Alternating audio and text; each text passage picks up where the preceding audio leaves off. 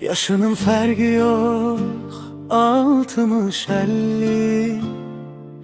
Yüzünü doyunca görmedim belli. Tapa bilmirəm heç cür təsəlli. Atalı günlərə dönmək istərəm. Vaxtsız ayrılığa dözmür ürəyim.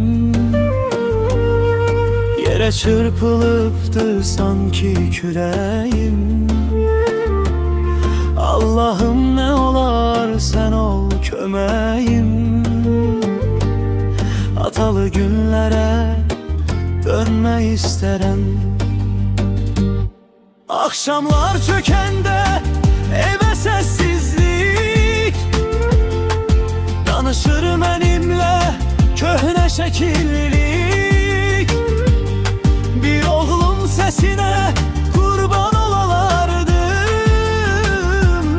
Atalı günlere dönme isterim. Uşak tek gizlice ağlaram bəzən. Yüreğim yüklenir dertle, kederle. Çiğnine baş koymak yeterdi mənə. Atalı günlere dönme isterim. Dualar içinde adın her gece. Yokluğun yandırır kalbimi nece. Bir anlık kayıtsan yeterdi mənə. Atalı günlere dönme isterim.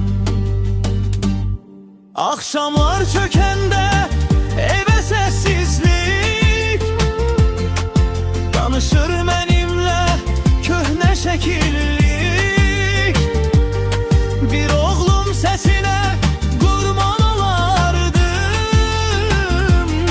Atalı günlere dönme isterim.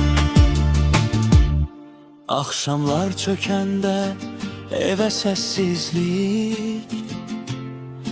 Danışır benimle köhne şekillik. Bir oğlum sesine kurban olardım. Atalı günlere dönme isterim.